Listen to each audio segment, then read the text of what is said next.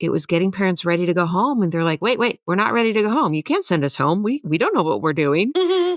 And I'd be like, no, we talked about it. And they're like, we don't remember anything you said. Can you just come home with us, please? And so I thought, well, actually. And now. Aye. I'm the captain now. Coming to you from the K2 studios in San Diego, California. This sounds great. You sound amazing. I always sound amazing. It's the world famous Everybody's hitting off like BFFs. Kris and Kristine Show. Hey, what's happening? How are you doing today? Thank you so much for listening. And I am Kris. And I'm Kristine, and welcome to episode 171 of the Kris and Kristine Show. Do. Fantastic. Happy weekend, baby. Yeah, I'm excited to be back here. I know we had another weekend off last weekend. It was just crazy town around here, with kids getting back to school and navigating all kinds of stuff for us. And it's just been, it's been funky. Don't forget the most craziest thing that happened in San Diego, in all of San Diego. Oh, that's why we didn't record. It was because Hurricane Hilary hit us. We will rebuild. We will rebuild this castle. What? Hurricane Hilary did not. I mean, it took off the jacuzzi cover and flew it like 4 feet. Had to pick it up and put it back on. Oh my gosh! I will rebuild. Hashtag Hurricane Hilary devastation. Okay, well, in all seriousness, we navigated around any type of serious ramifications. However, people to our east were not as lucky. There definitely was some significant devastation to the low desert areas, specifically the Coachella Valley, which you may know from the famous Coachella Festival, but there was it was quite a big hit over in that area, so much so to where the governor, the state superintendent of public instruction have been out there. There's been some damage to the schools, but here we were expected to be right in the center of where the eye wall was going to hit. And they said it was going to come right over us too. I know, but I told you the night before, I was like, it may shift. It has hundreds of miles to go. The likelihood of it staying completely on track without adjusting at all is like pretty low. And we never got hit by a hurricane. Hurricanes are things you hear about in Florida, the Gulf of Mexico, where the waters are warmer. The land's it's more humid. It's prime time for hurricanes over there. But when you heard about one here hitting San Diego, you're kind of like scratching your head like, really? But everybody was talking about it. And it was a ghost town everywhere. Everybody was home. Everybody was waiting. We took all of our belongings on the patio and kind of tucked it up close to the house. Nothing was going to fly away. We did all the preparations you possibly could do, other than the fact we did not get any like ice chest full of ice for power outages. That's the thing too. I was really waiting for the power to shut off that day. It just rained and drizzled, and there wasn't a ton of wind. I mean, I was actually outside looking at the basketball hoop, which has the little net hanging down, and it wasn't really blowing much. The palm trees were just sitting still. It was a light breeze. It did blow up a little bit, right? But we had all these plans of things that we were going to do, podcasting and all of that, and then once we heard about the weather, we didn't want to risk recording an episode and then have it all, get deleted or interrupted or we're all afraid the power would shut off like right in the middle of the recording. And then what do? You lost everything or whatever. So that was kind of the thing. So it was really mellow, like non-creative day. Like I didn't work on any projects or anything. Well, we definitely did make it through, and it was an eventfully uneventful weekend last weekend, but now we are back. We are back in business, baby doll. It is the K2 show coming to you live from San Diego, California. They've already heard that. The home of Hurricane Hilary. Can you just be a normal speaker? You know what is so funny? And I've called you out on this before, because when we're having conversations, like when you talk to me, you talk like you just shoot the breeze, whatever. And the minute the microphones go hot, all of a sudden you are extremely articulate. And hello, podcast listeners. This is Kris of the world famous Da da da da da. Thank How about you very just much. be talking normal self? This is how I normally talk. You know that. No. Yes, it is. All right, sure, you can tell yourself that. But with that being said, what's been happening for you this week? Well, I got some fantastic, wonderful news happening to me personally for the Podtastic audio industry. You see, What is that? as of this last week, I am officially the CEO of Podtastic Audio. As opposed to who being the CEO? Hey, babe, you know what it stands for? Or was there a CEO? No, there was no CEO. Maybe something like that. But yeah, so officially, Podtastic Audio, my podcast and now audio production services, is actually now officially a licensed business, and I am officially the CEO of that company. That's amazing. Congratulations. Where's our applause clip when we need it? Oh. Insert here. Hey, you got to pay extra for that. And you didn't pay the top premium price. This is not the premium plan.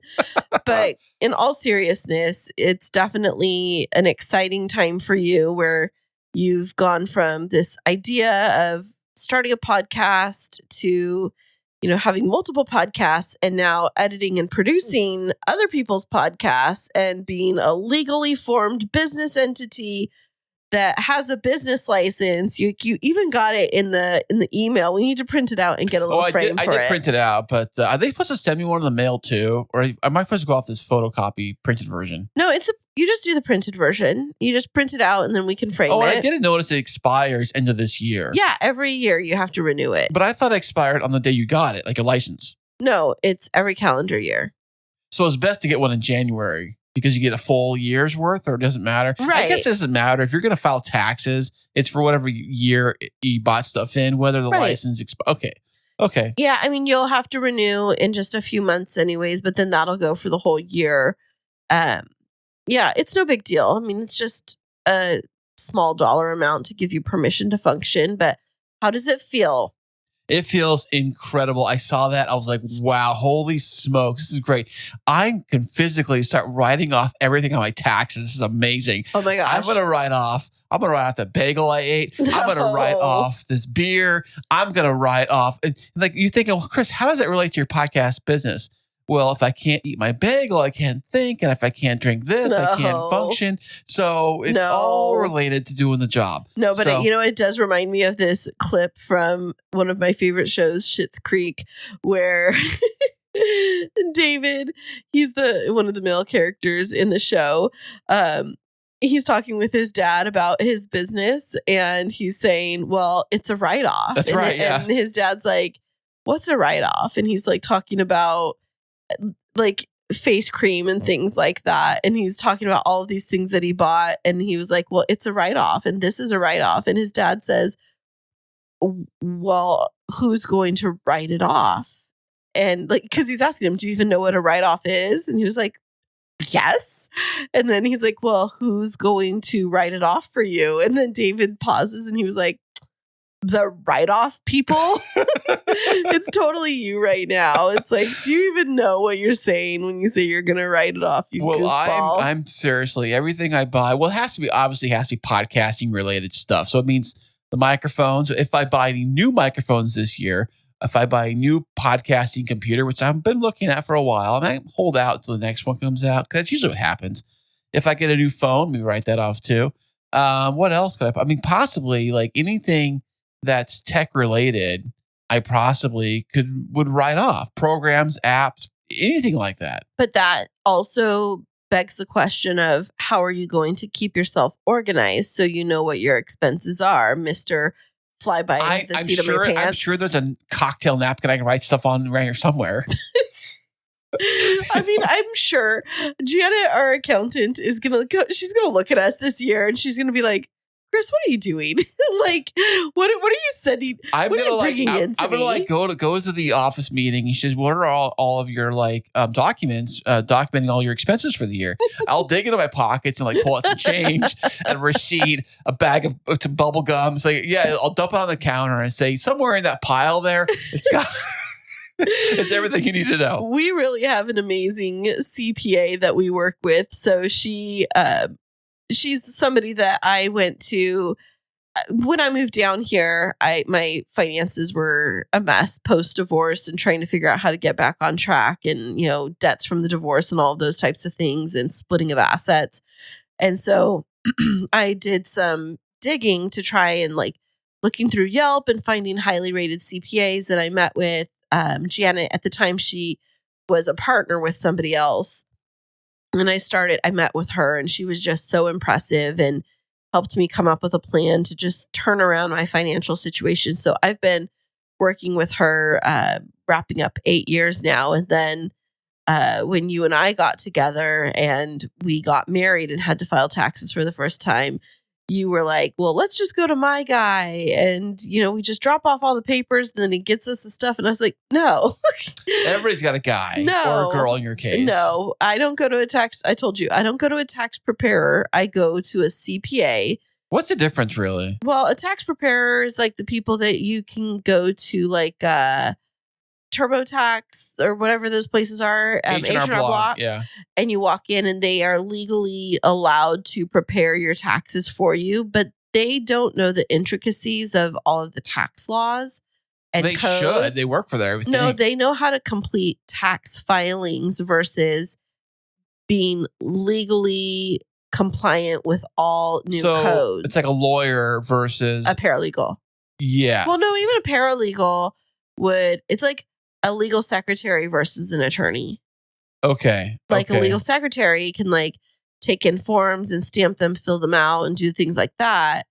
A paralegal has a significant amount of training, but a CPA, they have to stay on top of all of the tax codes and laws, and they can provide advisement to you on your business. And so each year, we don't just wait until our taxes are due, but we set up a time where we have a consultation with our CPA and we run, well, she and I, you don't always talk with her with me, but we run simulations on. I give you support, moral support. Yeah. We run simulations on our cash flow and, what are we going to look like at the end of the year? Are we going to have enough deductions and those kinds of things? And so it's definitely great to work with a great CPA, but if you walk in there with your numbers written on a bubblegum wrapper or a cocktail napkin, she's going to laugh you out of her office. Janet, I promise we're not going to do that. Or I won't crayon, allow it. maybe, Nope.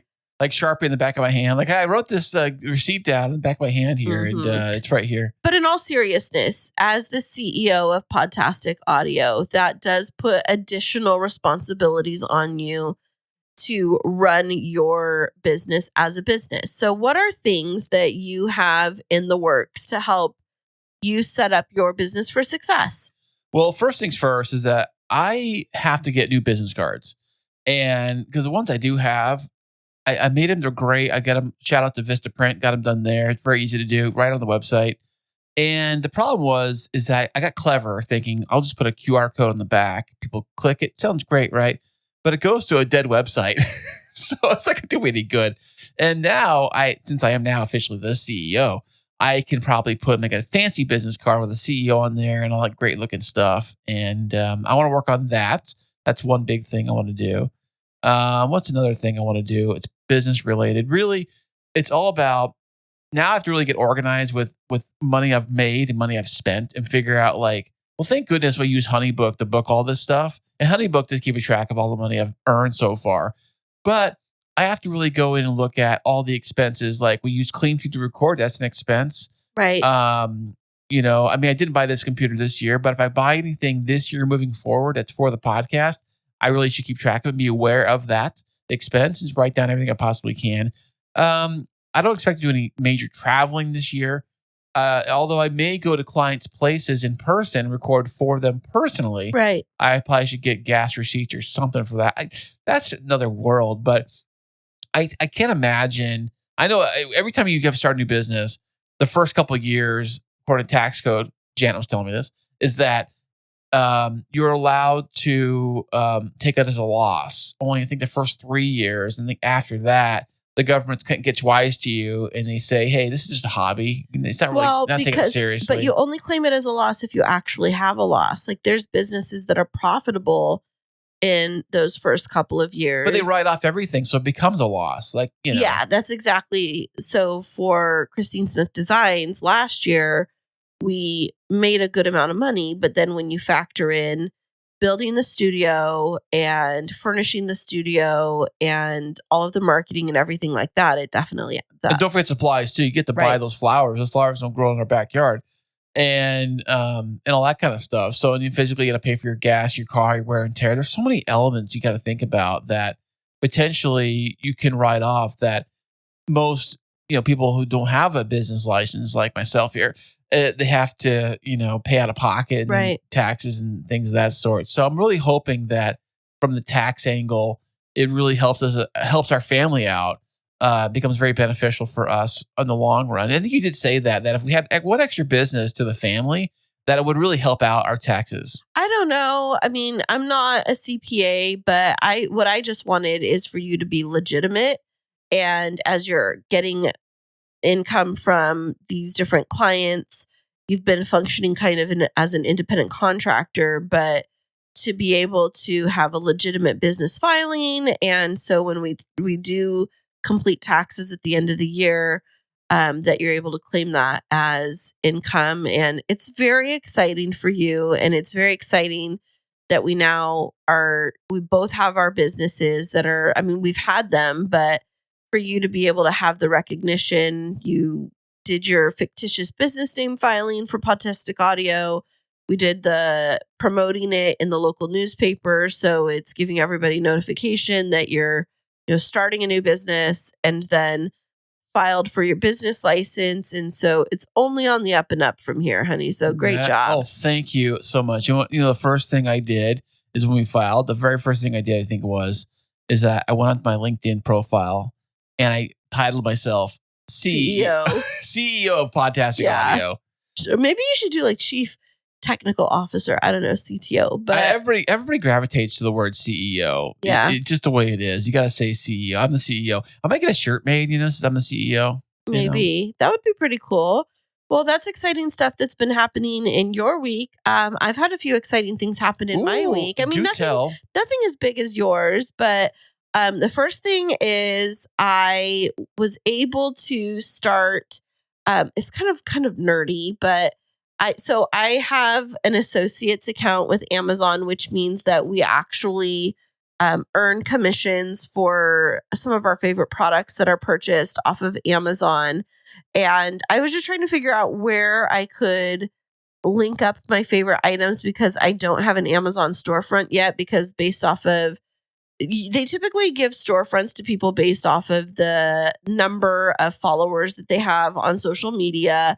And so I don't have influencer or even micro influencer status. I'm considered a nano influencer. You're basing this on Instagram. Yeah, because that's the real numbers that they look at for influencer status. And so we actually did cross a milestone this week. So I officially have 2,000 followers on Instagram. What? Check that out. Yeah. And so I went from nano to micro influencer this week, which is exciting. I didn't know they even had levels like that. Yeah. Before anything like nano is like under 2,000, and then micro influencer is like 2 to 5 or 2 to 75. And then influencer status is when you get up to 10,000. Is that for all platforms? Just Instagram? Just Instagram. I keep saying it's just Instagram. Well, I didn't know if those benchmarks kind of relate to different platforms. That's all. No, I'm talking about Instagram specifically. And so influencer status off of Instagram is what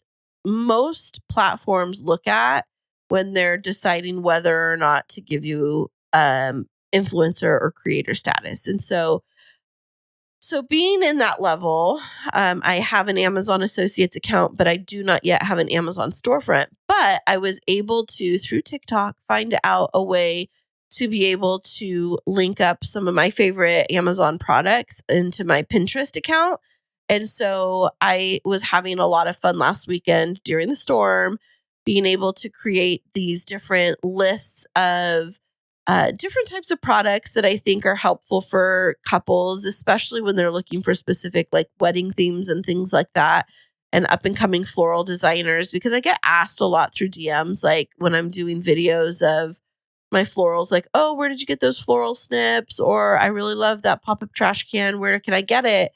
And so now I have, through my Pinterest, I have those items linked where people can go and shop directly with my Amazon Associates account, which is really awesome. And then the other thing is that I was selected as an ambassador for a company called Azazi. So Azazi is one of the top places right now for women to purchase bridesmaids dresses. And so there's like a couple of big names out there right now. Of course, some people, if they want to go like a brick and mortar store, they go to David's Bridal, but David's Bridal isn't as popular anymore. It's not. It's where we got our stuff at. Not anymore, though. It's kind of like, I mean, they have good stuff there, but people like to shop online, and the David's Bridal online shopping experience has not historically been as easy to navigate, but there's a couple that are easy to navigate. And the first one is Azazi, and then there's Birdie Gray, and then there's Baltic Born. Well, I was contacted by Azazi, and they asked me if I wanted to apply to be an ambassador with them. And so what that means is I get kickbacks now. And so I have like a discount code so that my clients can get 15% off of their bridesmaids dresses. And then I get a small commission of like a couple of dollars for each dress that's purchased using my discount code. And it's nothing major, but it's just like, it's fun to start getting some of these brand deals to be able to like start marketing. And then the other thing that I did get, I'd reached out. Well, first of all, huge news. And I didn't say this, is I officially booked my plane tickets for me and my bestie Kira to be able to travel for our destination wedding in October to Europe, which is so exciting. That is incredible. Wow. Yeah. I mean, it's official now. You've actually booked the plane tickets. That's great. First class? That's amazing. No, I didn't say first class. Or did you use our private jet? No. Okay. Calm down, killer. So we're starting our trip for a couple of days in London, and then we're going to fly over to Greece for the wedding itself. But the other cool news that might happen, crossing our fingers, is that one of my other best friends, Rowena, has to go back and visit her family in Germany. And we're going to try and time it perfectly to where she can end up in London at the same time as me and Kira. And then we'll have like a 3-day girls trip to London. Oh my goodness. That's incredible. Yeah. Can you imagine the three of us? Has Kira and Rowena met each other? Like one time I think they have. So, yeah, I'm just excited for that, at the possibility that we might all get to be together. And where we're staying is at a hotel that's just a couple of blocks away from the Wicked Theater in London. So we're going to go see Wicked. Okay. Now, is this where Wicked was originally created, or is it just where they play it there? No, but it's like, so the West End Theater District in London is like Broadway in New York. And so they have famous Broadway shows that are there in residence. It's like the European experience. So if you're wanting to like go see a quote unquote Broadway show at its theater, like its permanent place, then you go to the West End Theater District. And so we're going to be staying near there. Very excited. We're staying with a hotel chain that I've stayed with previously, and I recommend a lot of my clients to. This is not sponsored, but it's the RIU hotel brand. And I really like them. But the other exciting news... there's more. Yeah. The other exciting news is that because I did refer so many of my... I referred my guests or my clients to this specific venue where they're getting married in Mykonos, I was able to negotiate a deal with them for discounted accommodations for me and Kira.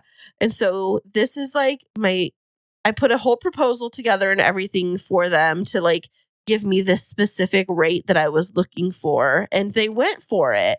And so what I'm getting is it's an upgraded room. So all of the guests, no matter what, get a sea view room because the resort overlooks, it's called Elia Beach in Mykonos, and it's opposite on the island of Mykonos from Mykonos town, but it overlooks the sea.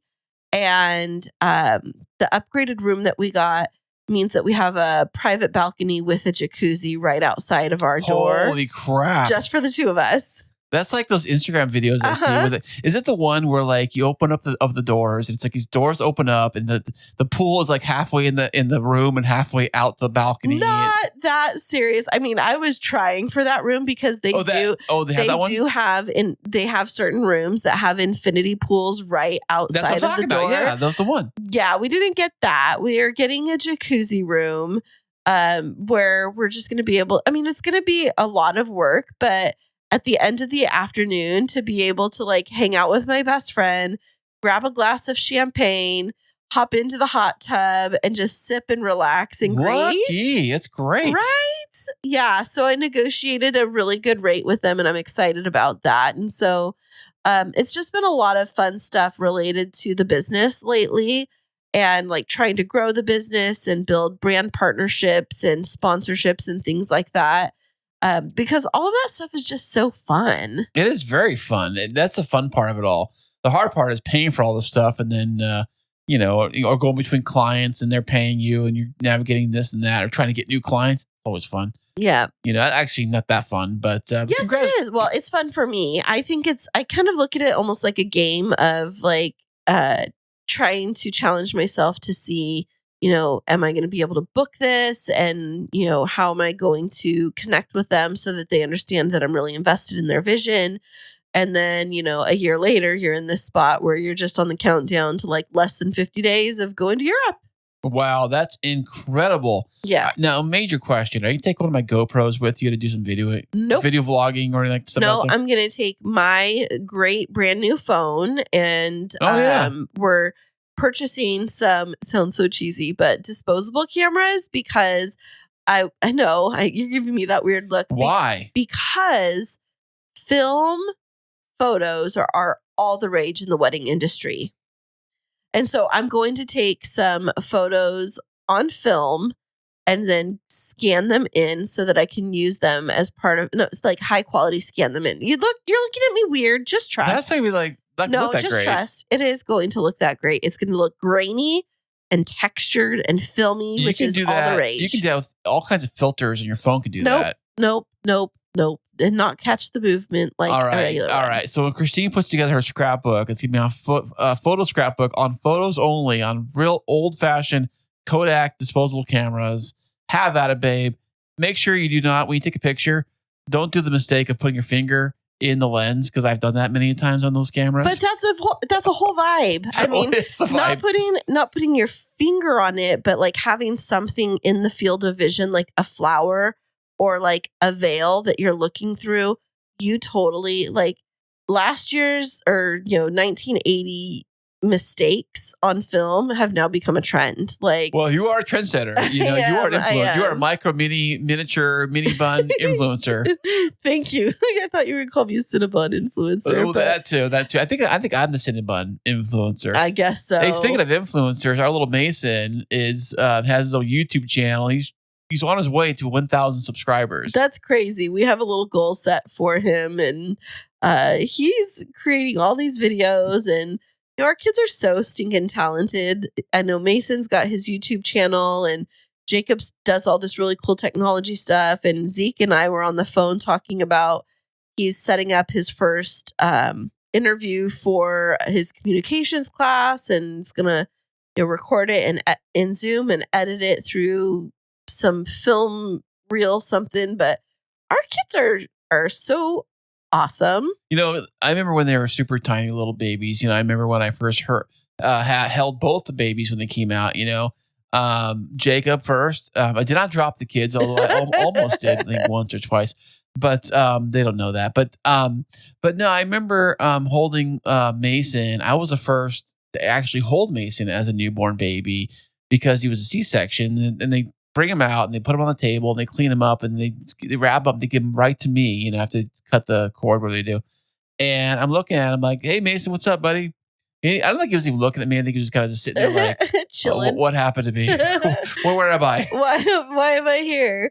Well, speaking of babies and the shock that they experience coming to this side of the world, we have a baby expert that's going to be chatting with us. We had a great interview with her, and she's going to be up next right after this. Enjoy listening to podcasts and ever wonder, can I make a podcast? But it seems so complicated, and good audio production can take time. What if there was a way to create an amazing podcast easily? Well, now there is. Introducing Podcasting Made Easy from Podtastic Audio. My production team will handle your entire audio production, allowing you to be the star of your show. This is Podcasting Made Easy. How easy? Well, so easy, you don't even have to press record. Now that's easy. Your listeners are waiting. Let's deliver. Sign up for a free strategy call today at podtasticaudio.com/easy. And welcome back, everybody. Today, I am super excited about the guest that we have. I think she has a lot of very relevant information for us. I am super hyped up. Let's welcome to the show, Danika Sanchez.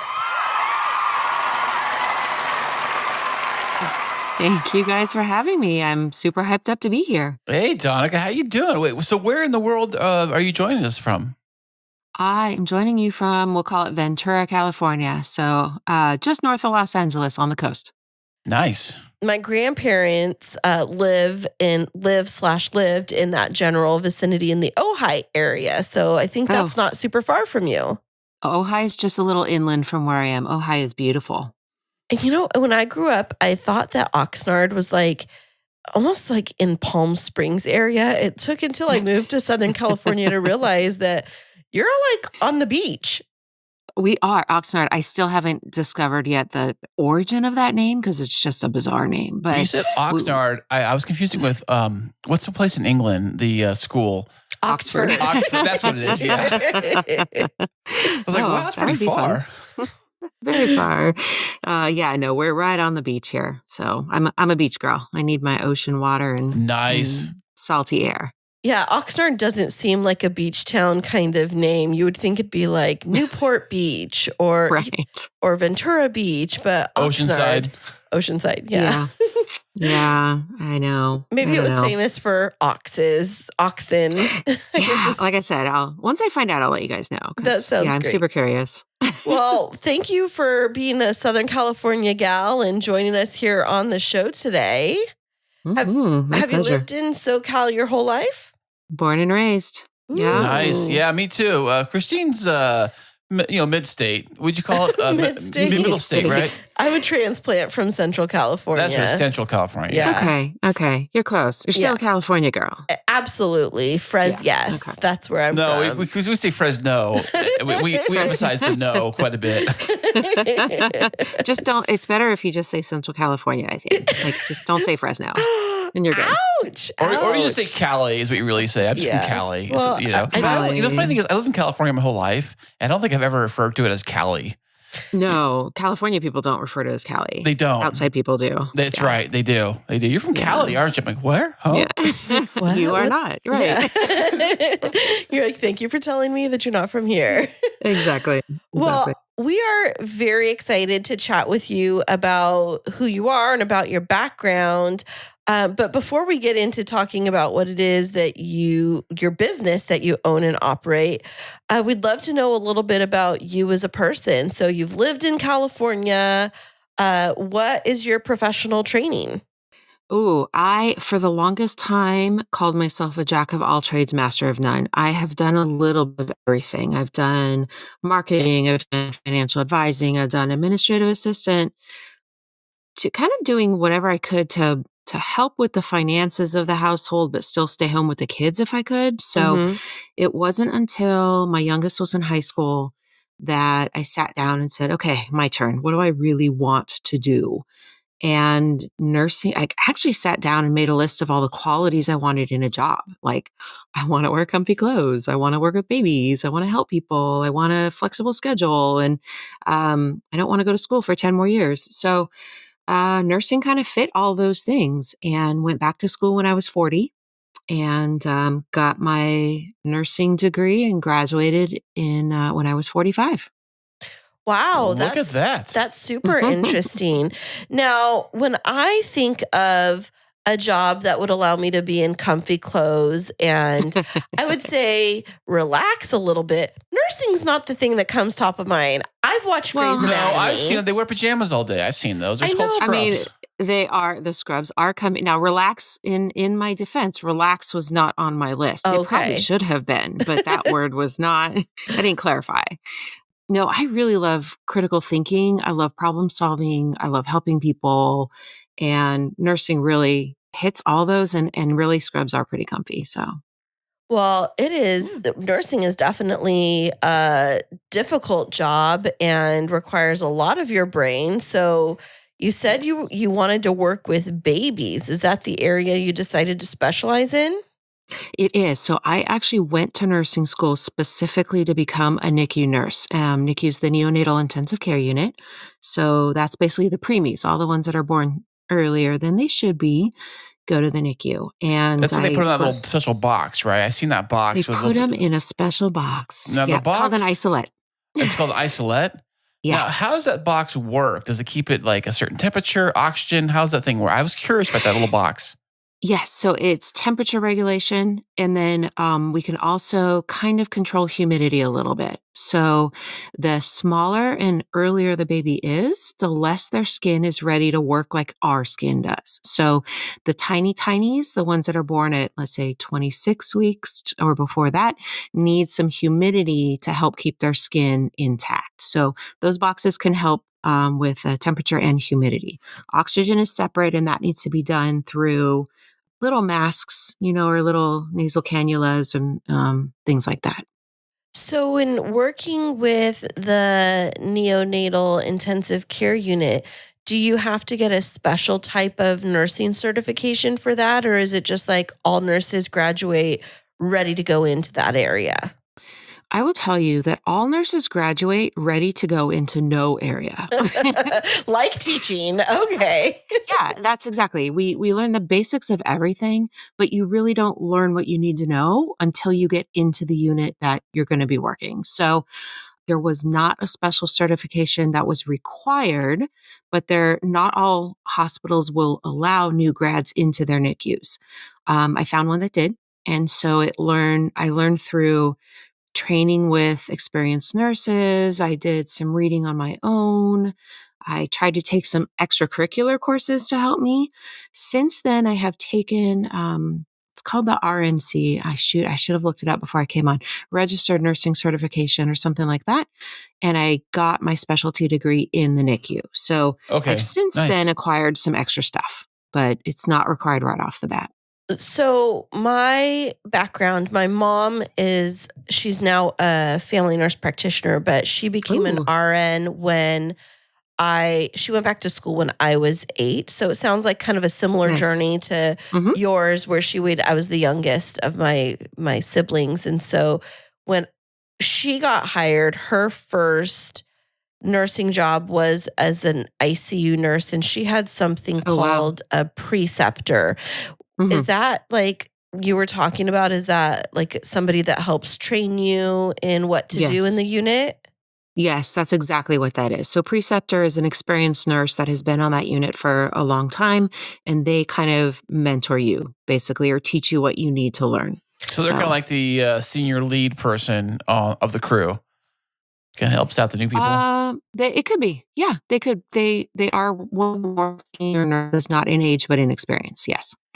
Yeah. So the equivalent, I think, for people in education would be like when you graduate and you're a baby new teacher, you get a master teacher to do your student teaching with for a set amount of time. Is it that same concept? It's similar to that. Yes. Similar to that. Yeah. It seems like that would be something super important to have, especially if you come into an area that seems so specialized, like working with teeny tiny babies. Because I've seen, my sister was a NICU nurse, and she would show us not pictures, but like tell us stories of babies that are, barely like 25 weeks, 26 weeks. It's like they're, a pound or two. Like, how do you even get a vain to get an IV into teeny tiny babies like that. Yeah, it's pretty crazy. And unfortunately, there's no good way to train on that other than to just do it many times. So this is where having a good preceptor comes in. Obviously, they can show you and talk you through doing it many times, but really you just kind of have to do it. I do want to throw something out there. There are NICUs out there that have formal training programs that they put their new grads through. That is not just a preceptorship, but is classroom time and all kinds of other things. But not all NICUs have that. So the one that I started in did not have that. I wish I had gone through that. I think those are amazing, but not every hospital can afford them or has them. So it's on the job training. It's on the job IV starts and all the things. Yeah, all the things. So, Danika, one of the things I've been very fascinated with over the last couple of years is, there's a lot of reality TV and there's lots of shows and conversations about for people going through lots of fertility treatments. And it seems to me, maybe it's just because I'm on social media a lot, it seems to me that there's a lot of babies being born way early. And I don't know if it's because of medical advancement where they're able to actually be born instead of, losing a pregnancy. But what is the youngest baby that you've ever cared for in a NICU setting? I think that it is the medical advances in keeping newborns alive that has created more and more preemies. I think that's really at the crux of it.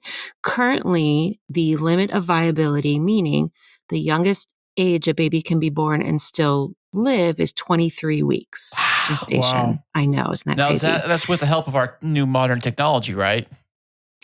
That is with the help of modern technology. So born at 23 weeks, they are going to be, on breathing tubes and on IVs for quite a while. There's a lot of long-term stuff that can still happen, a lot of long-term effects that will go well into childhood, even young adulthood sometimes. But as far as being able to have a child be born and us have the medical capability to keep it alive and have it, thrive, not just live, but thrive, is 23 weeks. So that is the youngest I've seen younger than that, but they don't make it generally, less than that. Oh, yeah. 23 weeks. That is mind blowing. I think of when I'm on social media and I see these gender reveals and they're, what is it, 12 or 14 weeks, revealing the gender, and then potentially having their child up to 10 weeks later. That's a very short window to think of. If we were just barely able to confirm gender 2.5 months before, and now you have a baby due to, whatever the circumstances are that is now outside of the womb. Yes. That seems very stressful for a parent. I can't even imagine.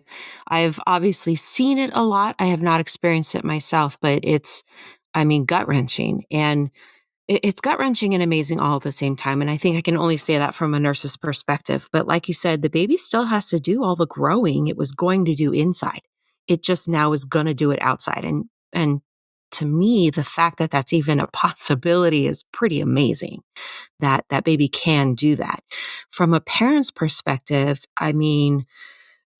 there goes the safety that you felt for your child while they were inside. They're not protected anymore. You have no control over anything. We've got some parents that struggle to bond with the baby, and understandably so. They don't want to get too close and then have something happen and the baby doesn't make it. So, it's just it's a roller coaster ride. And even if the baby does make it, like I said, there could be some long-term effects that you're having to deal with. There are extra doctor's appointments you have to go to. There could be some developmental delays. There's just so much that goes along with it. So it's a lot. It's pretty incredible and can be devastating all at the same time. So in your professional experience, what would you think would be kind of say the catalyst that would cause a premature baby? The things that you've seen. Oh, this is the kicker question. If there was just a short list of things, we'd be out there telling everyone not to do this and don't do that. Right. So some of the biggest things are going to be making sure that moms get prenatal care. So as soon as someone finds out they're pregnant, they should be regularly in touch with and visiting their OB. This is not a, social systems podcast, but there's all kinds of patients that are unable to get the healthcare that they need. And so we have moms that come in, yeah, I'm 9 months pregnant, but I never saw a doctor. Well, wow. so there were no prenatal testing done to see how mom's doing, how the baby's doing, to see if there's any issues we need to know of ahead of time. And that can be hard too. If you go 9 months, you think everything's cool, and then the baby comes out and has to go to the NICU. That's hard also. So it's really taking care of yourself when you're pregnant and making sure you're, healthy. If you have any conditions, that they're being addressed while you're pregnant, that you're watching what you eat, watching what you drink, not doing drugs. If you're having, if you have drug issues before good advice, you, yeah. And here's the thing, sounds so dumb, right? But Right. if you struggle with drug issues before you're pregnant, just because you get pregnant doesn't mean you can just stop doing drugs. You're still struggling with that as well. So, but now there's more of an impact because you're impacting two people. So, prenatal care. If I had to pick one thing, I would say prenatal care and making sure that everyone is staying healthy during the pregnancy. I'm going to throw out there that during COVID, we saw some wonky things. And the unit I was in never had a baby born COVID positive, which I found very interesting. Wow. Was that a thing? Were they being born COVID positive if the mother was COVID? That's what I'm saying, is that I never saw it. I had heard of other hospitals having one or two test positive here and there, but it really was a rarity, even if the mom was positive. But I feel like we had more babies coming in with respiratory issues during COVID than normal. So I can't draw a line for you at this point. So I think there's still so much research that needs to be done on it. But there's so many things we just don't know. I guess that's the the point of this part of the conversation, is there's so much we don't know. So trying to prevent a preterm pregnancy is just not always cut and dry. So basically, go to your doctor, you find out you are pregnant, and take all the steps and list all the issues, and don't drink, smoke, or do drugs while you're pregnant, which is kind of common sense if you ask me. Don't ride roller coasters. They got a sign posted on those roller coasters. If you're pregnant, don't ride these. Okay, so I have to tell you a funny story, Kris, because I don't even know if you know this, but when I found out, so my son is 18. He's actually starting college tomorrow, but how are you doing? I'm okay. He's still living at home, so we're good. Okay. But the day that, I found out that I was pregnant on a Monday, which was a holiday from work. And the next day, I was an 8th grade teacher at the time, and I had to chaperone the field trip for the kids to the water adventure park, and with water slides and all of those kinds of things. And I had been super excited to go on the field trip, but then I found out that I was pregnant, or at least I thought I was, which I was. I'd confirmed it with 4 at-home tests, pretty positive. But then I was on the phone that morning with the doctor's office, like, I'm at the water park. Am I supposed to not go? Because, what if water hits me in the wrong place? Like, could I end up losing the chlorine or whatever, right? And I was a swimmer, so I knew the chlorine wouldn't hurt, but I was worried about jolting and bumping if I'm on a water slide, or water getting up in the wrong area. Let's leave those details kind of vague.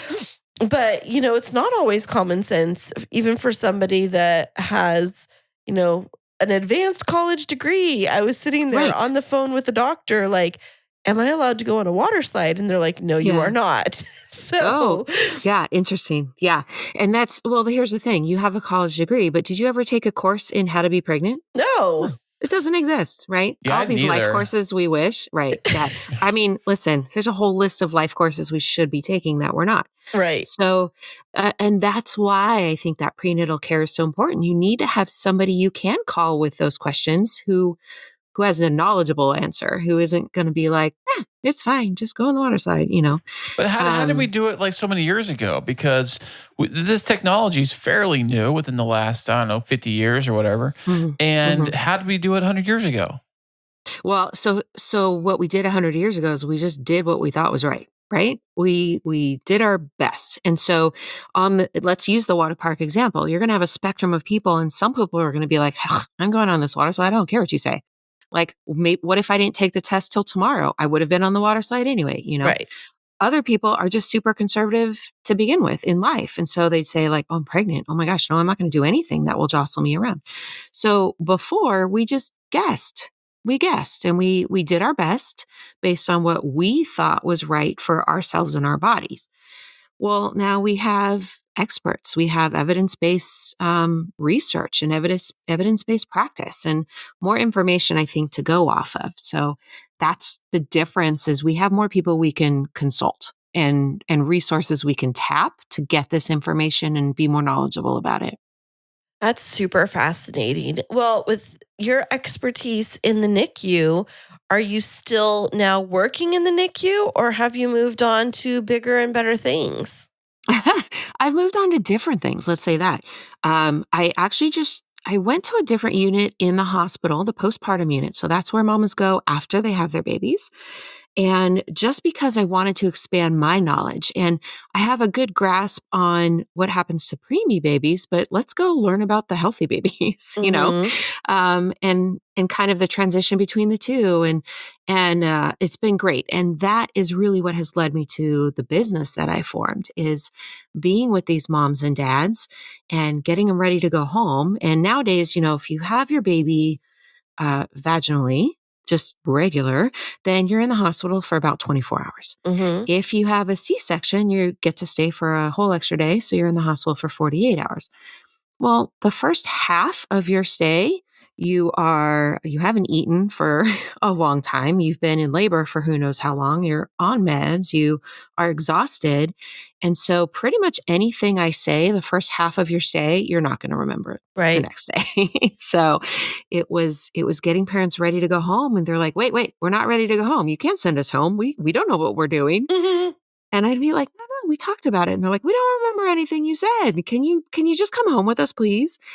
And so I thought, well, actually, maybe, but not in the form of being a hospital nurse. So that's where this business was born is realizing that, and actually back to the information we have, in some ways, there's too much information, right? I mean, oh yeah, was it WebMD? Is your friend? Google everything. WebMD, Google MD, all the people on TikTok that are all of a sudden baby whisperers and baby experts, and so you need someone you trust, whether it's your doctor, whether it's a neighbor, it's a parent, it's a nurse who can kind of help you sift through that information and really help you apply what you need to know for your family that's going to fit for you.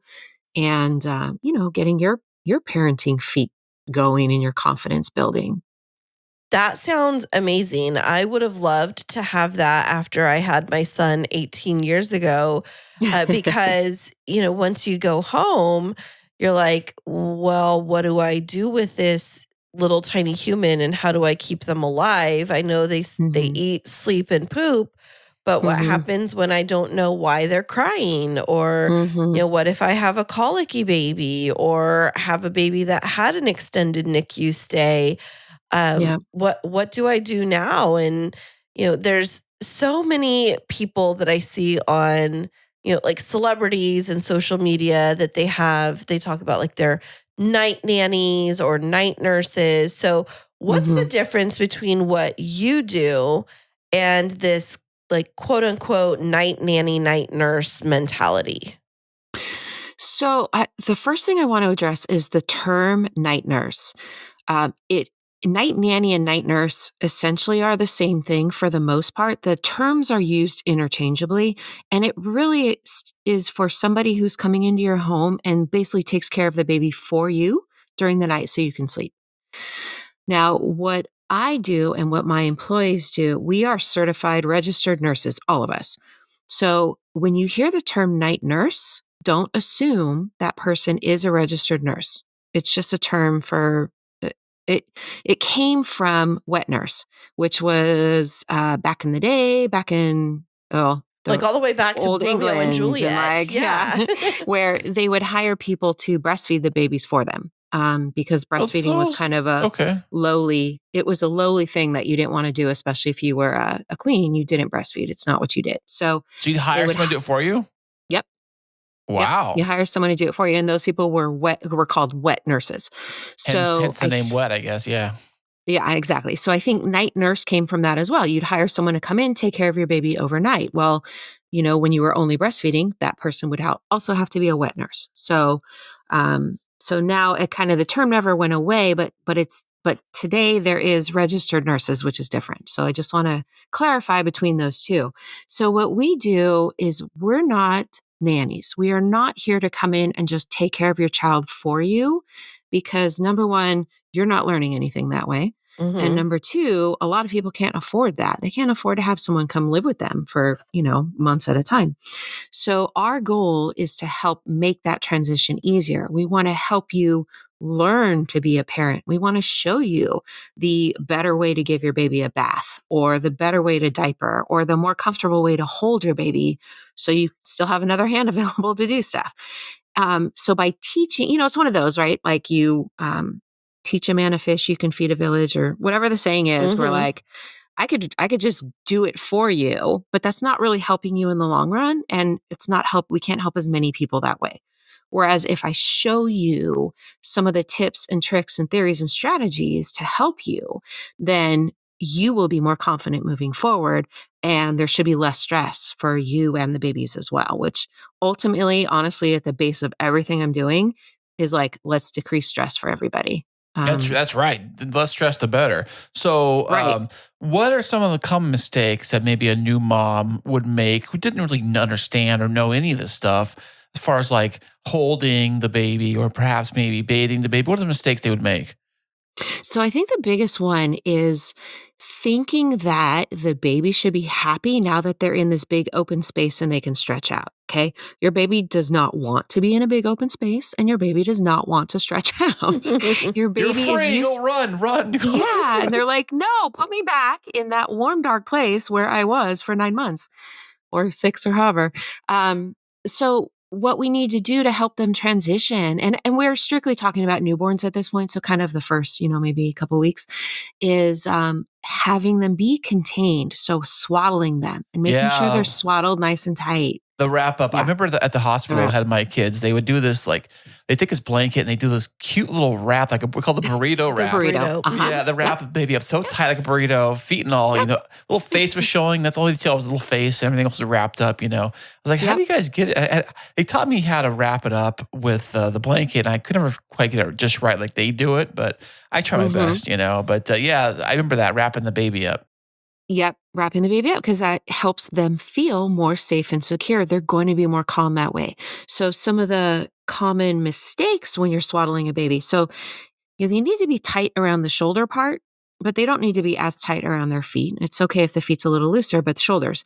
But here's my biggest, I'm not going to call it a pet peeve, but my biggest kind of educational hurrah right now. Everyone wants to swaddle the babies with their arms down by their side like they're in a straitjacket. But I have had so many parents tell me that when they went to get their ultrasounds during their pregnancy, the baby always had their left hand in front of their face. Always, always, always. Well, let me tell you what, your baby does not want their left hand down by their side when they come out. They want their left hand by their face, because that's what they've been used to for 9 months. So it's okay to swaddle a baby with their hand out. And there's a very specific way to do it. You still can wrap the arm in, but you leave the hand out so they have access to their fingers. It's called self-soothing. If they can touch their face and they can suck on their fingers, that soothes them. That's what they're used to doing in utero. I've also heard stories of babies that were always holding the umbilical cord when they were inside. So guess what? When that baby comes out, they're going to want to hold something, because that's what comforts them. They yank on it because it's the dinner bell. What it is. The dinner bell. Excuse me. Hello, Mom. Come on. Yeah. So if you're wrapping your baby with their arms down by their side like a straitjacket, they are not going to be happy. They're going to be stressed. They're going to be crying. They're going to be fidgety. They're not going to sleep very well. So there's cues. You kind of got to, every baby's different, right? And so there's some things we can do similar. We all can swaddle our babies, but each baby might need to be swaddled a little bit differently. So, Danika, for you and your team, when you go in to work with a set of new parents, do you ask questions like that to help them with getting their baby to adjust, or is it specifically focused on medical support? No, we are usually not focused on medical support because we'll need to if your baby has a feeding tube or has wounds that need to be dressed and changed, then we can help you. Again, we will help you become more comfortable with that. But really what we're trying to do is, we're going to ask a million questions. We're going to watch how you do things and we're going to make suggestions. We're going to, we like to actually talk to you before the baby comes, if possible, just to kind of see what you're wanting. Do you want to breastfeed? Maybe you don't even want to breastfeed. So then that's going to change the plan of care for your baby. If you're not going to breastfeed, then you know what, Daddy-o, your husband's going to get pulled in a little bit more. Yeah, I know that all too well. How to make the formula. I make those in your sleep for the most part. But speaking of the formula, is it better or worse for the breastfeed versus the formula? Is it the same? I don't know. I mean, what's better? What's better for the baby? Okay, I say we need to clarify. So, I mean, breast milk is best in terms of it contains antibodies that mom can pass on to the baby. It contains some of the immunizations that moms get. Some of that can be passed along to the baby. The babies and moms also have this amazing synergy where when the baby breastfeeds, the baby's saliva actually is sending signals to the mom's body to tell the body what the baby needs. So if the baby actually needs a little more fat right now, then the body's going to start to produce milk that's a little more fatty. What? Check that out. It's like a drive-through at McDonald's. It's like it's crazy. So in that sense, I mean, breastfeeding is best in that sense. Now, I want to be very careful here. There are some moms or parents that struggle with breastfeeding. Breastfeeding is not easy. Kristine, I don't know if you breastfed, but I did. Yes. It is hard. It is hard. And I tell all my mamas, listen, TV lied to you and TV makes it look so easy and it is not easy. So there are some moms that are so stressed out by breastfeeding or it is so painful that they are miserable.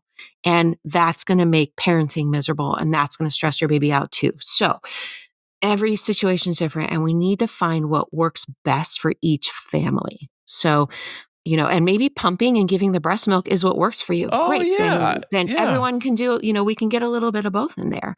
But I don't want anyone to feel like a failure if they're using formula. It's as good as we can get right now outside of breast milk, and everyone's just doing the best we can.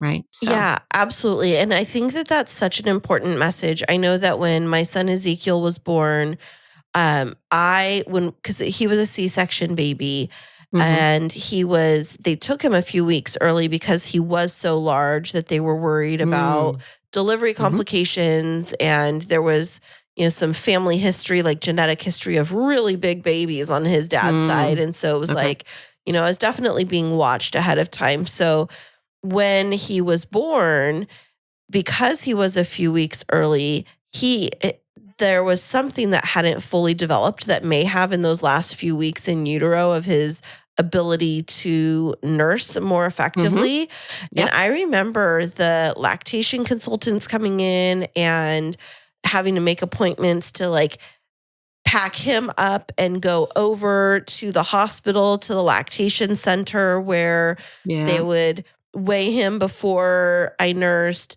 Because I was so nervous, is my baby getting enough to eat? I don't know. I don't know if, and I would have loved to have somebody in the household to help me with things like that, to be able to determine okay, let's figure out, is baby getting enough? How can we get him to feed properly? Because I was producing enough. Right. And then he just he couldn't use a traditional bottle because of his, the little sucking feature just wasn't, I don't know how to explain it, but it was his little tongue wasn't, his little tongue wasn't working right. And so I had to order these. I remember it was we had to go on eBay because we didn't even have Amazon at the time. And we had to special order these Nook disposable nipples that could go, that had to go onto a bottle. And I had to get them in packs of 200 because you're not supposed to use them more than once at a time. Yes. And it would take 2 weeks to get them. And Mhm. I did not know, like, it was so stressful and I had nobody at Mhm. home to help me. And it's like when Yeah. you're exclusively breastfeeding or pumping and feeding, it's nonstop and you're It is. exhausted. It is literally nonstop, and people don't realize that. It's so what you're referring to, which is also I think a fascinating story, is the suck, swallow, breathe is a series of things that babies have to do to be able to eat out of a bottle, right? They have to suck Mm-hmm. the milk in, they have to swallow the milk, but they also have to keep breathing.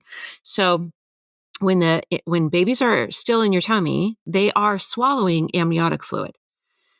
So they got the swallow down, but it's not till they come out that they suck it out of a bottle or from the breast and remember to breathe at the same time. So Mm. the younger they are born, the less chance all three of those things have had a chance to coordinate. So it does sometimes take longer, or it does take some training of the tongue, or it takes a special nipple, or there's all kinds of things. And lactation consultants are amazing. I have some on staff. And there are so many tips and tricks that the normal person just has no idea of. Right. Yeah, I So, remember when we had these special bottles. They were by something called Flow or Even Flow or Pure Flow, something Flow. And they had this even like flow weird, company. it had like this weird tube thing in the middle of the bottle that kind of went down. The formula would be in the bottle, but this tube went inside the bottle, almost like a straw, but it wasn't a straw. Uh-huh. Uh-huh. And it was what does that thing do and how does it help the baby? So the Dr. Brown's, a lot of the Dr. Brown's bottles have them now. That's kind of like the big Mm-hmm. trendy one. It's supposed to help relieve the so that they're not sucking in air while they're Okay. also sucking on the bottle. So Yeah, right, yeah. there's also, so the angle you hold the bottle at when you're feeding the baby has something to do with how well they're going to do. The angle of the baby that you're holding when you feed them has something to do with it. So there's so many little things that we can tweak to help the baby be more efficient and productive with eating, to decrease the amount of gas that they either swallow, air they swallow or gas they're producing, that kind of stuff. So that was more for relieving air inhalation while they're eating, Yeah, I drinking. remember I had to put those together, and for both our kids, I remember I had to. I was the feeder, and I remember doing all that, so making the formula, making the mixture right, and all that stuff, and Yep. all Maybe that. we should Yeah. clarify to Danika. I don't know if you know this. So we're a blended family. So I brought in one child to our marriage, and Kris has two. So we have Okay. 3 boys. So when he Okay. talks about being the feeder, it was not with me. No, but I was doing majority of the work, changing diapers and feeding, Okay. and doing all that stuff too. All right, so, Superman. thank you. I appreciate it.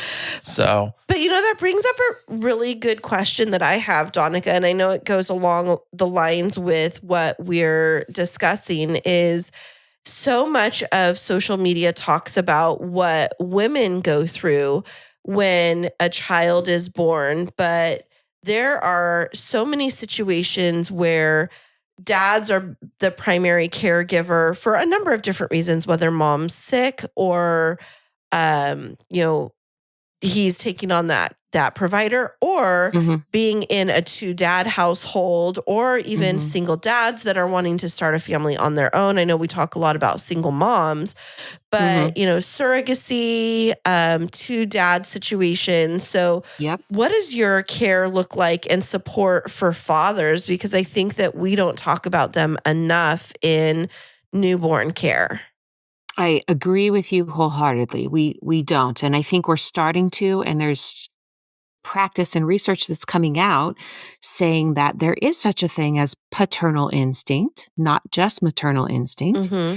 And we've also seen cases of postpartum depression happening in fathers as well. So dads are becoming much more involved and also much more connected in ways that no one really realized before.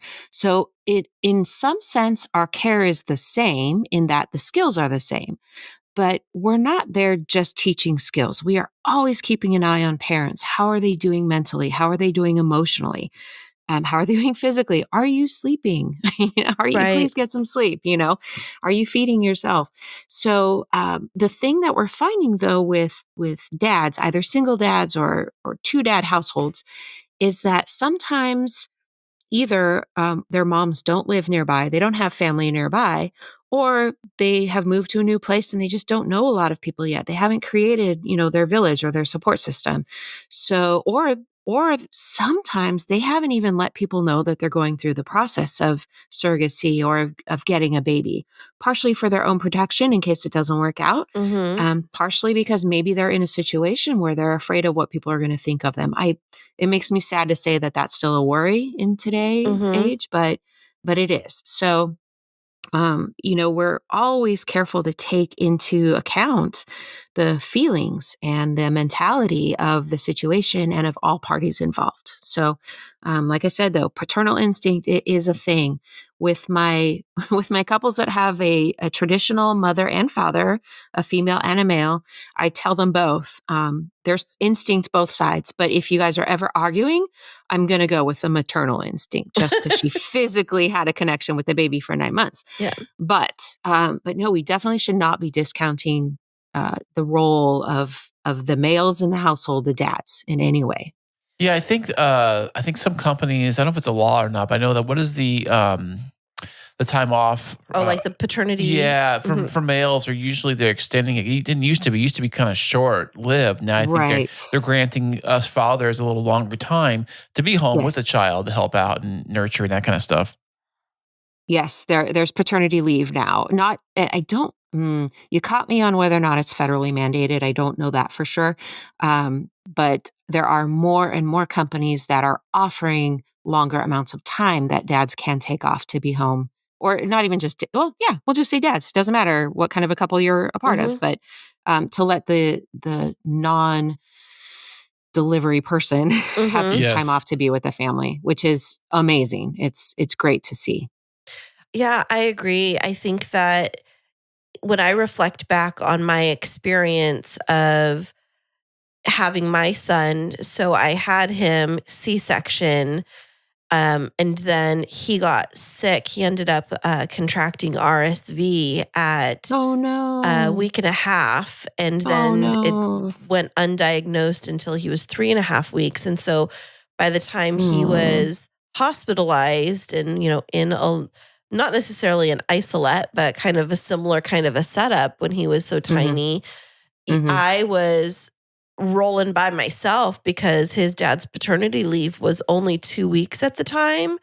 And then, little man was hospitalized for 2 weeks. So by the time he's released, we're almost at that 6.5, 7 week mark. And I'm looking at being 1 week away from returning to work with this baby that has been critical, right? Literally. Yeah. And I think of how different that experience would have been had paternity leave been something that was offered at a longer amount of time. So we could have staggered it, because that wasn't even, we couldn't even stagger it at the time. It was like, baby's born, you get your 2 weeks right now. You can't even save it up and use it for later. And that's so hard.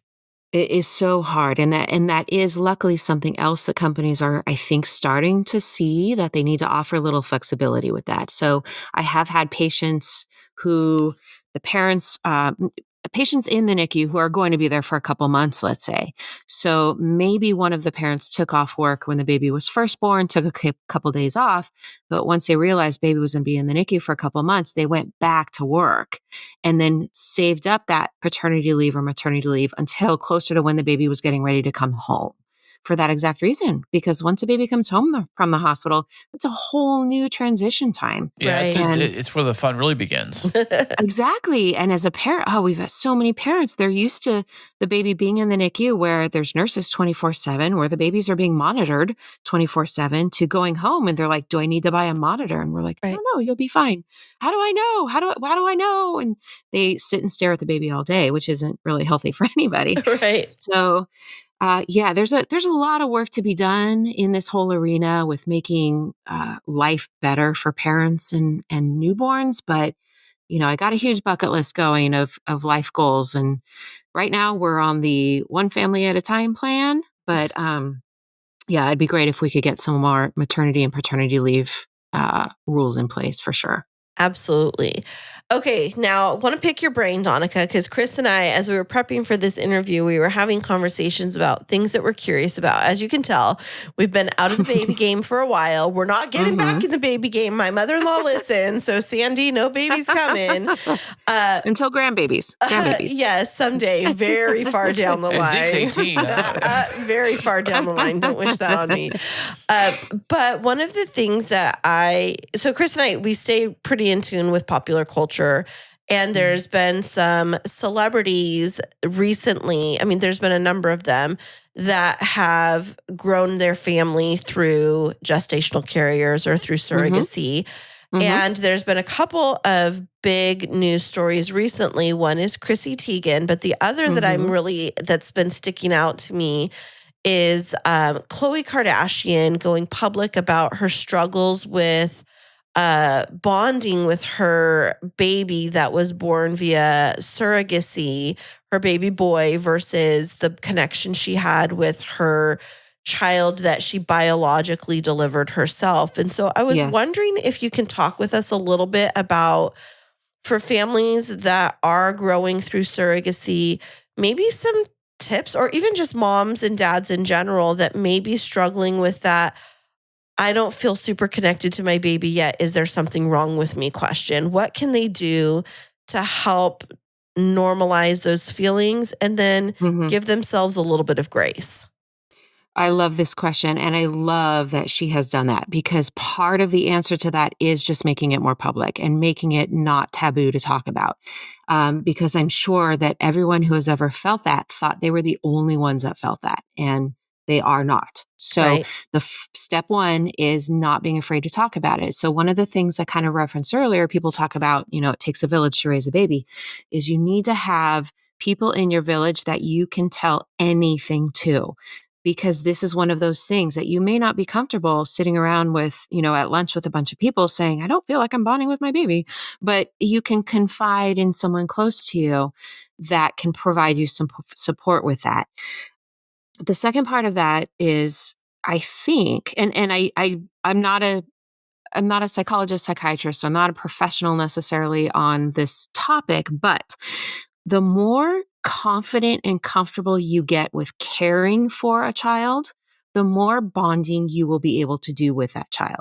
If you are so stressed out, anxious, worried, and overwhelmed about making a mistake or something like that, then you're not going to get to enjoy the process, and it's going to be harder to create that bond. I have a friend that I know who had twins. She's a teacher, and she's A-type personality, right? Wants to have everything in order, ready to go, plan ahead. Well, her twins came early before she got to finish the nursery, buy all the things, and they ended up in the NICU for a little while. And I would say it took her almost a year to really seem very comfortable and enjoying them, because she was so stressed about the fact that she didn't get to plan. It didn't go according to plan. So surrogacy is full of things that are out of your control, things that you can't plan for. So I think it's really, number one, again, talking about it and not being afraid to admit that that's what's happening, because realizing you're not the only one. The other social media person, I hope she is okay with me shouting out. Her handle, I think, is the Birth Trauma Mama on Instagram. Just so amazing. She's amazing. And what happened to her, and it wasn't a surrogacy issue. She was having her own baby, but she had what's called an amniotic fluid embolism, which is just an extremely rare thing, but it's where a piece of the amniotic fluid floats away and gets lodged in your heart. It can kill you. It generally kills you. It's so rare. And she had one. And so just immediately, they had to rush her into the OR, do a C-section, pull the baby out, and she was instantaneously on life support for a long period of time. How many weeks was the baby when the baby was pulled out? The baby was full term. So it was a full term baby. Yeah, this was not even a newborn or preemie thing. It was just full term baby, and it's a fluke thing. It's super rare and almost always ends fatal for the mother. Wow. So she's fine and she's okay, but she talks about her son now is 4 years old, but she talks about how every year on his birthday, that is a reminder of the trauma she went through.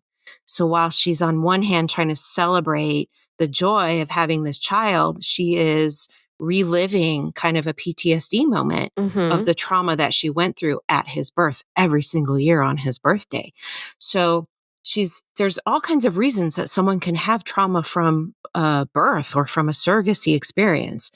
And so as a nurse, I have learned so much from the birth trauma mama on how important it is to talk about it and to not dismiss it by saying, yeah, but you're fine now and your baby's fine. Why are you still reliving this? If you haven't gone through an actual trauma in your life, then you just can't relate. And so I always let my parents talk about, even if they had a normal birth, but they wanted to, I don't know, they didn't want an epidural and they had an epidural, and to them that was traumatic. Let's let them talk about it, and let's acknowledge the fact that they felt traumatized and that the birth didn't go as they had planned, and they are mourning. They're mourning their ideal delivery. That's really what it comes down to. So I think with surrogacy, you've got this whole extra layer of you weren't physically delivering the baby. So there wasn't that kind of automatic physical bond. And it's all a purely emotional bond.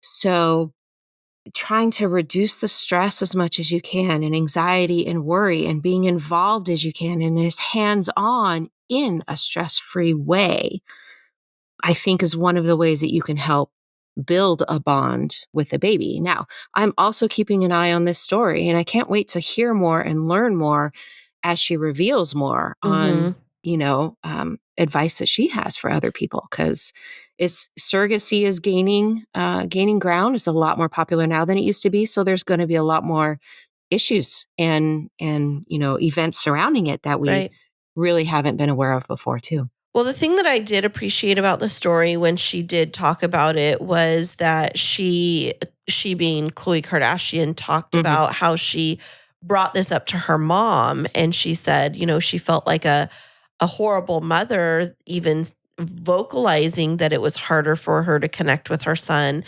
And her mom, Kris Jenner, who we know can be like the momager, and she, gets this reputation for being like, I don't want to say like a shark or anything, but kind of straightforward.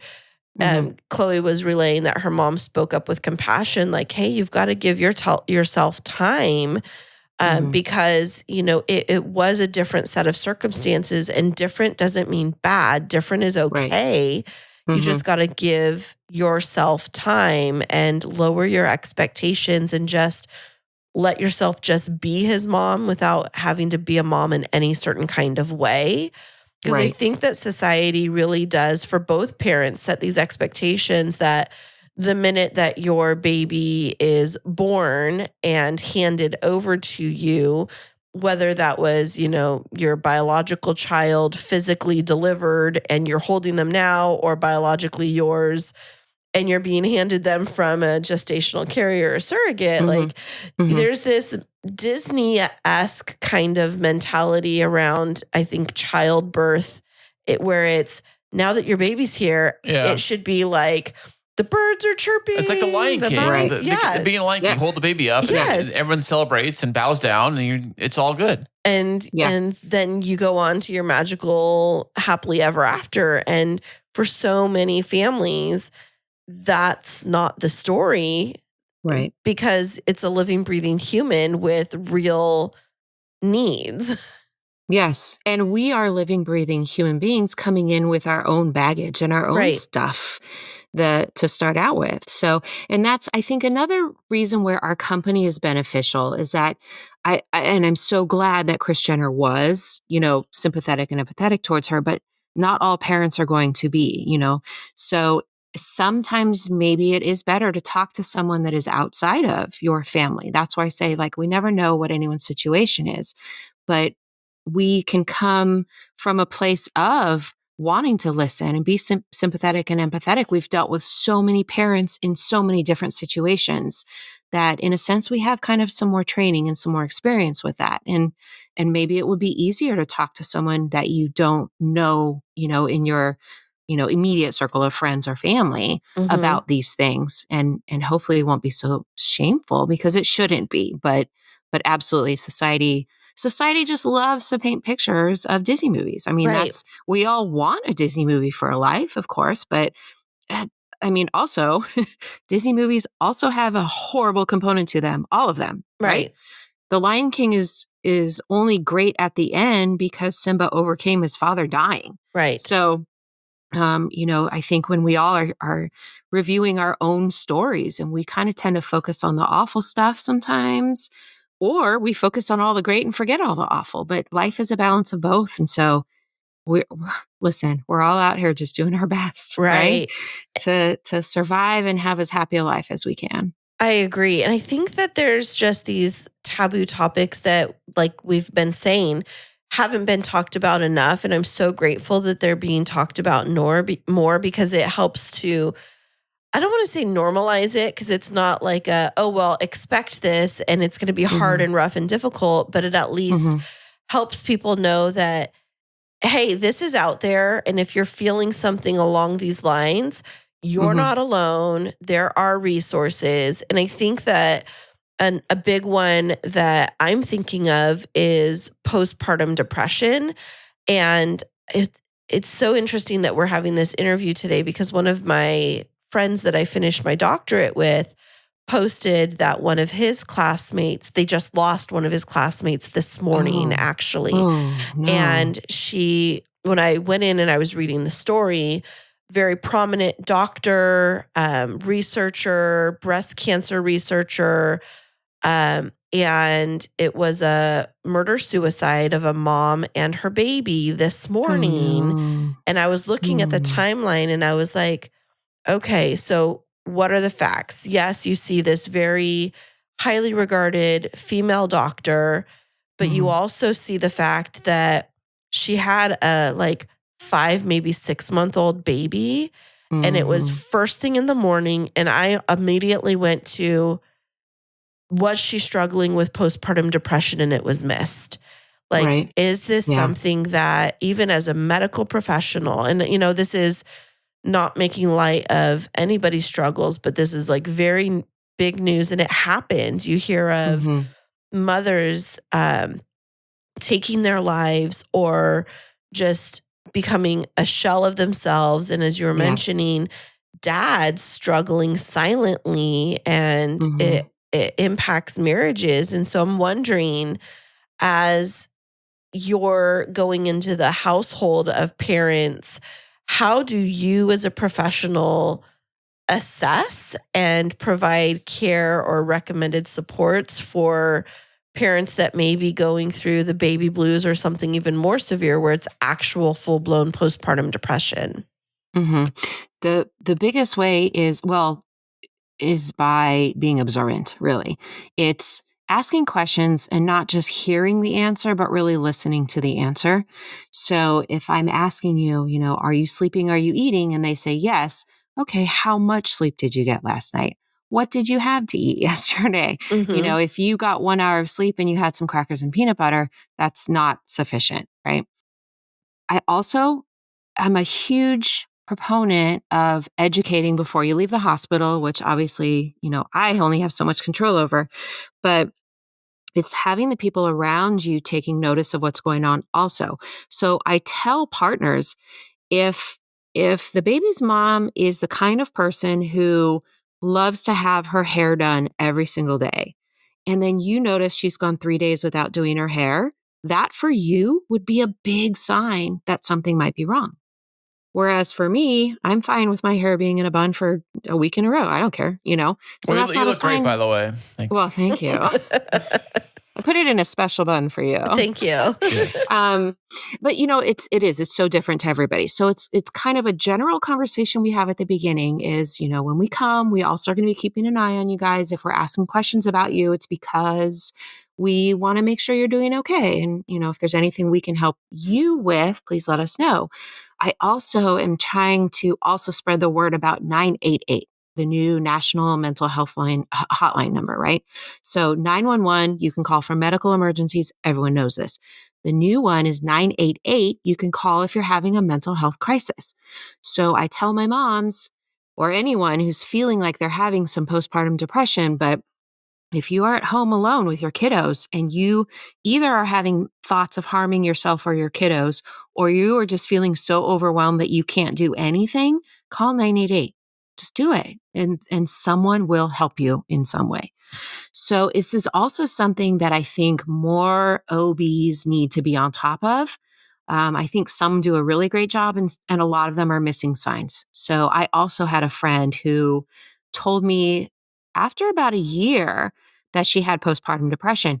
Now, every time I saw her, I didn't get to see her as much as I wanted, but every time I saw her, she seemed good. She answered my questions, appropriately. But she told me later that she really struggled with it and her doctor was a little dismissive, which just crushes me. And she's like, I thought I was the only one and I thought something was wrong with me. But since she has spoken up more about it, talked to more people about it, that's how she was able to identify it. And she's like, and now I know for next time, what to look for. The problem is some of the signs of postpartum depression are things like fatigue, not sleeping well, which are also symptoms of having a newborn. So stuff can sneak up on you. You're like, am I tired because I have a newborn who isn't sleeping? Or am I tired because I'm getting postpartum depression? Right. So it really is important to, again, find someone you trust, whether it's in your circle or outside your circle of people, that you can really, truly be honest with about what's going on in your life so that they can help you reach out for help if necessary. That's super helpful. And Danika, as you've been talking, I feel that there's so many people that can benefit from your expertise, but it leads me and Kris to this very important question is about your services and the services of your company, because yes, they sound amazing, but most of our listeners, I'm not trying to make a generalization because there may be some out there. Most of them aren't millionaires and they don't have their entourage of personal nannies and things like that. They're basically not the Kardashians, you're saying. Maybe not.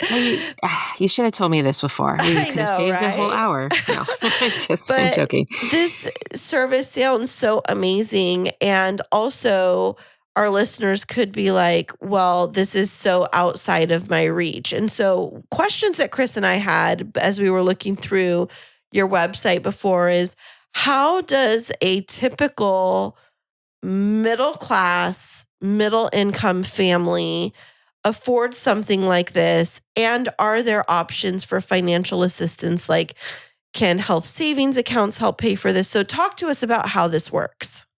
Okay, so there were a couple different ways you can do it, but typically we charge an hourly fee is kind of the basis of it. What we like to do is after you get home from the hospital, you spend the first night by yourself with your family to create a little, bonding time. Then we can come in the next day for maybe just a couple of hours. We'll see how things are going. We'll go over whatever needs to be done. If your baby needs a bath, let's do a bath together. Whatever questions you have, we'll go through it. Then we like to come back kind of no more than maybe 2 hours at a time for a couple days in a row. The reason being because then we can leave you to practice the things we just talked about, see how things are going. The next day we can address any questions or issues that you have. So currently it is not covered. This service is not covered by health insurance. There are some health insurance plans that offer something similar where someone can come check up on you at home, but they vary wildly. I don't know the details of them because I don't think there's a whole lot of them out there. It is on our list. Again, that bucket list I told you of life goals is to have this become a more common service that is covered by your insurance. So at this time, it is not covered by insurance. This means you will have to pay for it. Health savings account is a great question. And that's really something that's going to vary from insurance company to insurance company on whether or not they will cover it. But we're definitely willing to try that route if possible.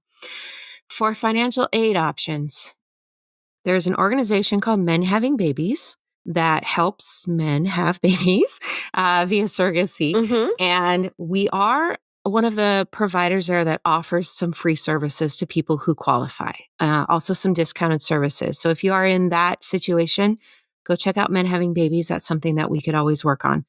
We're always happy to create a gift certificate. So this may be a fun thing for moms and dads to do when their kids start having kids. So a baby shower gift or something like that. It can always be given as a gift. Because you don't think about that kind of stuff when you're going to get the stuff for the baby shower. Right. You think of the diapers, the clothing, the cute little bonnets, things like that, but you don't think about the actual medical services and health services that are required to keep the infant alive. And new parents that are preparing and nesting don't always think about that. But for families, I mentioned before we got started, I'm a wedding planner, and there are a lot of my couples who are very excited to start expanding their family. And it's like they were able to save up and fund their beautiful wedding.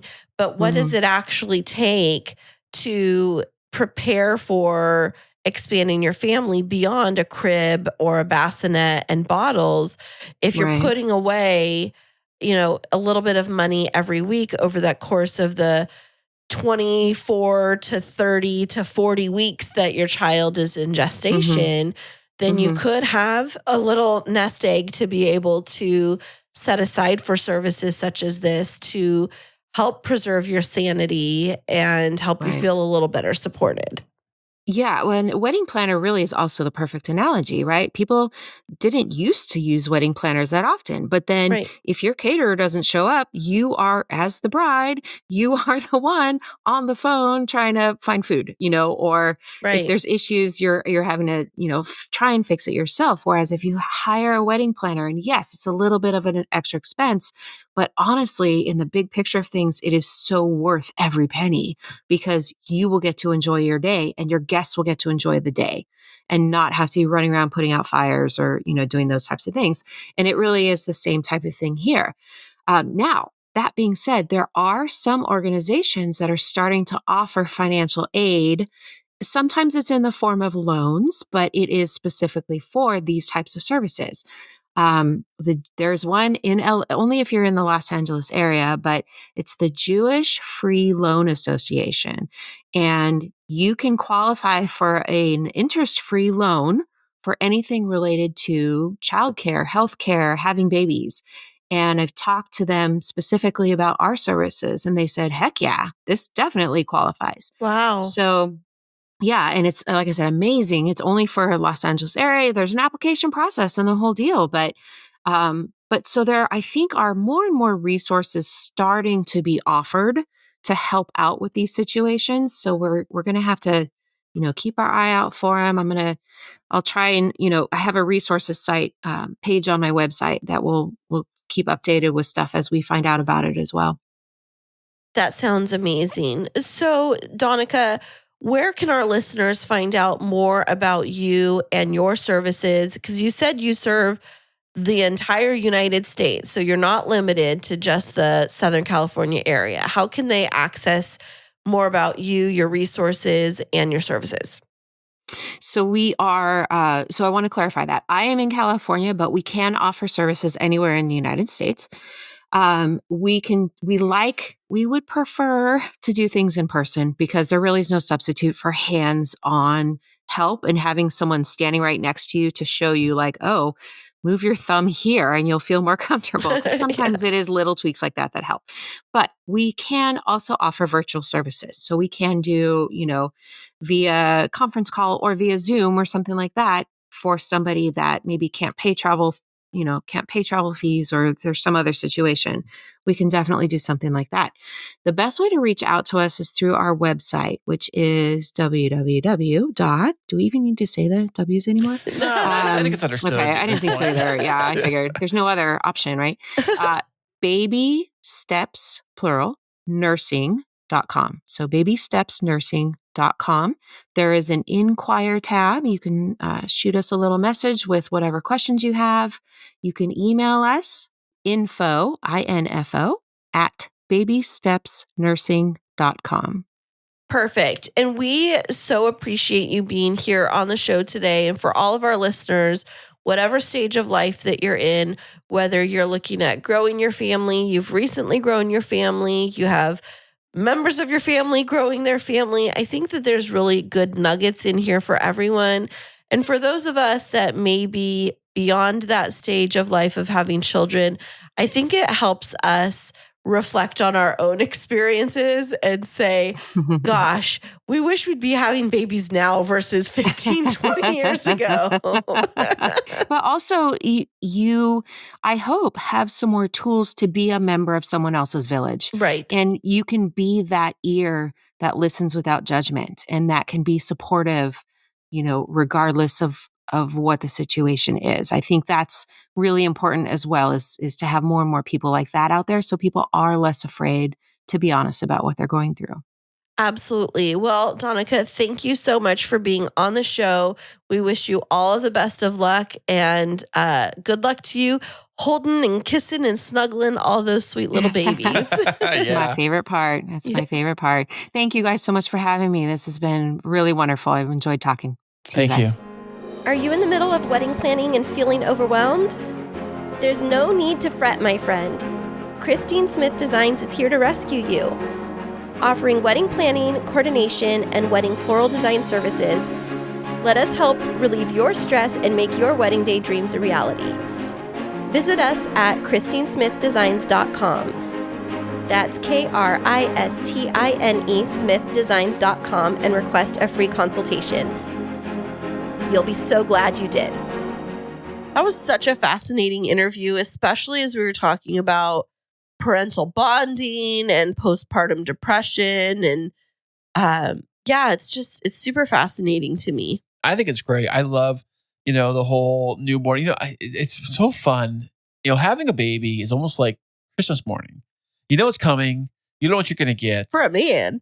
And you it's like, yes, it's like the excitement of Christmas morning mixed in with like the pain of like a root canal. And but not for you. You get only the fun. Like you get to wait until the present's unwrapped or the videos delivered. and the selfies and all that wonderful stuff. Of course, I was in there. I didn't have the GoPros back then when the kids were born, but if I did, let me tell you, I would be GoProing that whole entire thing. No, I took some phone video and some old video. I think when Jacob was born, I had a crappy old iPhone first edition, which took okay pictures or whatever, but didn't take any video really. They had like this old video. It was like a video cam that was the size of a phone, but all shot was video. It had a memory card built into it, built-in memory. Oh, I remember those. Was it like the one that looked kind of like long and skinny, almost like a Nokia phone? Right. It had like one button to record and like a few basic features. And I have one of them still up in my drawer upstairs, and it has the USB, like the little thumb drive looking thing that you click a button and it comes out so you can plug it into your computer. Correct, the Mundo. Yeah. So I had one of those, and that's what I used to actually film, Jacob when he was newborn and all that stuff and everything. But, that's kind of where I got my taste of playing around with video. Now, funny thing I think about, that video of Jacob I made when his first birth, I got really artsy fartsy when I created it and stuff too. And it was the first time I actually made any kind of video on a computer ever.